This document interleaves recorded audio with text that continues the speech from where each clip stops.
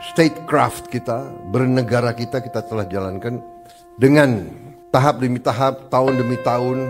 Melalui pengalaman kita telah maju, telah menyelesaikan masalah-masalah bangsa dan masalah-masalah negara.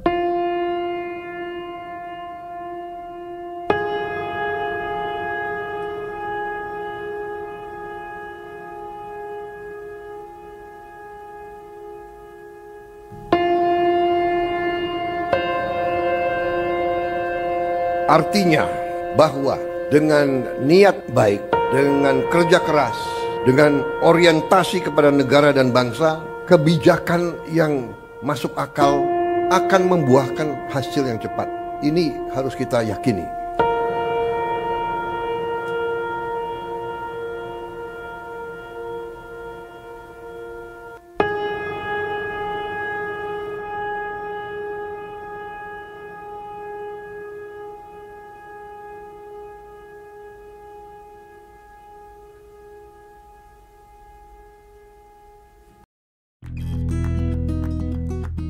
Sedikit disclaimer, video ini saya buat dengan sadar tanpa paksaan dari pihak manapun.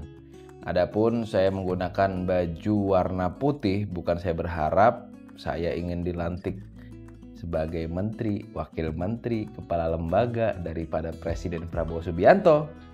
Saya juga sadar ukuran baju saya. Saya sadar saya belum mampu untuk membantu. Tapi kalau Pak Prabowo Subianto akhirnya memaksa, ya apa boleh buat ya kan. Jadi hari ini kita pengen ngomong tentang 100 hari kerja Prabowo Subianto dan Gibran Raka Buming Raka. Saya pengen flashback dari mulai menteri-menteri dilantik oleh Prabowo Subianto.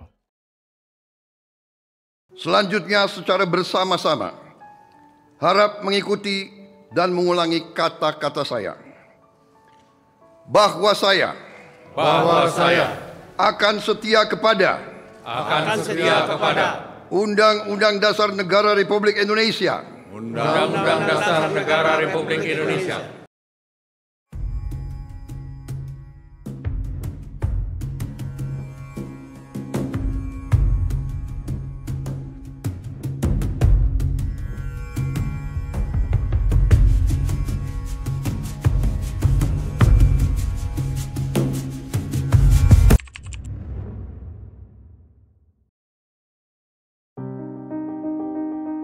Ada yang berbeda selepas tanggal 21 Oktober 2024, Presiden Prabowo Subianto melantik jajaran menterinya.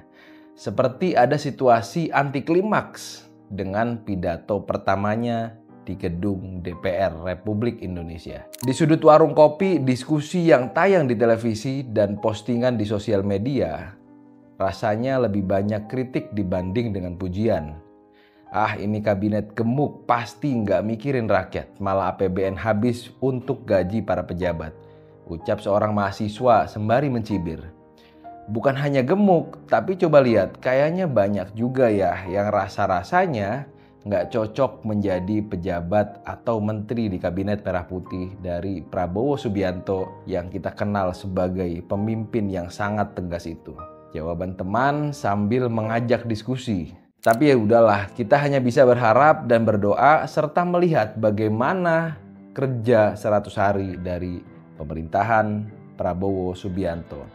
Seraya pesimisme menyelimuti anak-anak muda tersebut. Apa salah ketika ada yang mempunyai rasa pesimis? Atau apa salah ketika ada orang yang mengkritik bahkan sebelum menteri-menterinya bekerja sama sekali? Di negara yang demokrasi seperti Indonesia, sepertinya nggak masalah, kecuali kita kembali ke masa Orde Baru. Kenapa saya mengatakan begitu? Seperti yang saya awal katakan, diskusi di setiap pojok ruangan berkaitan dengan Kabinet Merah Putih sudah bermunculan. Selepas Presiden terpilih kala itu memanggil satu-satu calon anak buahnya ke Kertanegara, yaitu kediaman Prabowo Subianto. Pasti kita ingat. Iya dong, kala itu udah kayak foto model di hadapan para wartawan yang mengoperasikan kameranya, semua bersolek menunjukkan kewibawaannya sebagai calon pejabat Republik ini. Karena merekalah orang-orang terpilih dari 270 juta masyarakat Indonesia. Oke, kita mulai dengan membahas 100 hari kerja pemerintahan Bapak Prabowo Subianto. Beliau mempunyai beban yang sangat luar biasa karena menghadapi tantangan yang begitu hebat. Bagaimana enggak? Oleh-oleh dari pemerintah sebelumnya, Pak Prabowo harus membayar bunga hutang pada tahun 2025 sebesar 500 triliun lebih. Banyak banget ya. Belum lagi beliau harus menjawab semua tudingan masyarakat tentang kabinet gemuk yang sebagian dinilai tak pas untuk menjabat sebagai menteri, wakil menteri, atau kepala lembaga di sebuah negara. Pada tanggal 20 Januari 2025, Litbang Kompas merilis survei kepuasan publik terhadap pemerintah Presiden Prabowo Subianto. Banyak tulisan yang bisa kita baca. Di Kompas sendiri menuliskan judul Survei 100 Hari Prabowo Subianto. Kepuasan publik 80,9%. Pemerataan jadi tantangan. Atau kita juga bisa bahas di CNN Indonesia dengan judul Litbang Kompas 80,9% masyarakat puas 100 hari Prabowo. Atau ada yang menakjubkan, dituliskan dalam sebuah berita dengan tajuk judul hasil survei Litbang Kompas terbukti Prabowo sukses memukau publik. Ini bisa kita baca di rmol.id. Sebelum kita lanjut, kita kasih tepuk tangan dulu. Oke, kita lanjut. Tapi bukan ini yang sebenarnya saya ingin bahas. Pada sisi lain, saya hanya ingin bercerita di video ini dan menganalogikan dengan persiapan yang harus dilakukan di saat tentara kita ingin berperang. Kenapa begitu? Pak Presiden kita adalah seorang prajurit sejati. Beliau seorang Kopassus yang sudah mengikuti, menjalani operasi militer di banyak tempat. Pasti beliau paham apa yang seharusnya dipersiapkan ketika akan melakukan perang. Oke, kita bahas satu persatu. Kayaknya nggak fair jika menilai kepemimpinan ini hanya dengan 100 hari kerja. Negara mana yang dalam waktu 100 hari mampu mengubah semua tatanan dan berhasil dalam menjalankan programnya? Bahkan pada faktanya, pemerintah hari ini masih ada 2 kementerian bekerja dalam satu gedung, atau bahkan lebih. Artinya, beberapa kementerian masih sibuk menyiapkan transisi, masih sibuk mengurus administrasi untuk melengkapi agar bisa dianggap menjadi sebuah institusi. Tapi anggaplah 100 hari kerja ini menjadi area persiapan perang untuk mewujudkan Astacita yang digagas oleh Presiden Prabowo Subianto. Apakah sudah siap semuanya? Siap berperang semuanya? Atau barangkali ada yang masih belum bisa memegang senapan untuk 5 tahun menjalani perang? Ini tentu butuh kejelihan dan juga perhatian dari Presiden Prabowo Subianto sebagai panglima tertinggi. Yang pertama, anggaplah menteri-menteri ini sebagai pasukan perang dan Pak Prabowo sebagai panglima tertingginya. Kayaknya perlu kita teliti dan evaluasi deh Pak. Apa betul udah wajar untuk mewujudkan Astacita butuh 48 menteri, 5 pejabat yang tidak berada di bawah koordinasi oleh Kementerian Koordinator, serta 59 wakil menteri? Apa perlu Pak? Yang saya ketahui seorang prajurit Kopassus akan berpikir tentang efektif dan efisien. Mohon dikoreksi jika saya salah. Kenapa saya mengatakan demikian? Karena ini akan berpengaruh kepada nafas perjuangan dari prajurit yang akan berperang. Logistik yang terbatas akan berbahaya di medan perang jika tidak memanage dengan baik. Ingat, dalam perang, seorang prajurit harus mampu bisa efektif dan efisien. Satu peluru untuk satu musuh. Jadi jangan sampai kejadian ada program yang bagus banget seperti makan siang gratis, tapi justru anggarannya tidak memadai. Karena apa? Mungkin salah satunya diakibatkan dari banyaknya anggaran kementerian dan lembaga. Atau para prajurit Bapak yang selalu meleset ketika menembak musuh.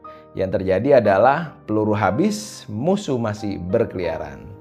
Yang kedua, Pak Presiden Prabowo Subianto sebagai panglima tertinggi juga perlu menanyakan ketika ada prajurit yang justru lebih fokus mengumpulkan selongsong peluru bekas atau mengambil sisa makanan, beras di tenda-tenda.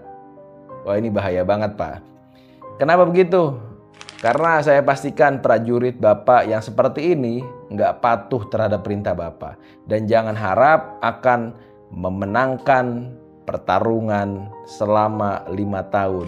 Artinya, Astagita akan gagal jika hal ini terus dibiarkan. Seperti misalkan, Pak, tiba-tiba ada prajurit Bapak yang membuat kaget seisi DPR karena meminta anggaran 20 triliun. Saya nggak mau menyebut ya siapa orangnya. Bahkan ada juga yang lebih dari 20 triliun. Wah, ini bahaya banget. DPR aja kaget, apalagi kita masyarakat. Oke. Yang ketiga, dalam perang perlu sekali namanya berkoordinasi. Jangan sampai ada prajurit yang nyaman di bawah pohon rindang, sementara yang lain maju terus menghadang hujan, badai, panas matahari, dan tembakan dari musuh. Bayangkan, kok bisa saling nggak tahu medan perang? Bukannya itu sudah dirapatkan di awal ya? Kok bisa ada pemasangan pagar laut sepanjang 30 km saling nggak tahu? Bapak harus jeli loh, Pak. Yang keempat, ada lagi ini yang paling berbahaya, Pak. Ketika ada prajurit perang justru tanpa sepengetahuan panglima tertinggi, yaitu Presiden Prabowo Subianto, membelot, menyerang Bapak karena lebih nyaman dengan musuh. Apa yang mereka lakukan? Semua akan mereka lakukan. Dianggap baik padahal nusuk, ya kan? Ya, banyaklah ini hal-hal yang sering terjadi dalam konteks politik. Jadi istilahnya apa? Musuh dalam selimut. Bapak harus hati-hati, Pak. Dan dalam konteks politik ada yang berbahaya, Pak. Ingat, ketika ada prajurit yang dikuasai musuh karena urusan selongsong peluru dan beras sisa perang. Tapi udahlah, saya hanya bercerita, Pak. Saya yakin Pak Prabowo Subianto merupakan panglima yang handal dan paham medan perang yang sedang dihadapi. Ini saya belum bercerita loh, Pak, tentang penyalahgunaan kewenangan seperti kasus Kopsurat di salah satu kementerian, korupsi di lembaga penegakan hukum, dan masih banyak lagi. Oke lah ya, yang jelas, Pak, saya Arif Fadilah, cinta Indonesia. Terakhir, jangan lupa like, komen, dan share, serta subscribe. Semoga video ini tidak diserang buzzer. Kalau kata Bapak Kapolri, siapapun yang mengkritik akan menjadi sahabatku.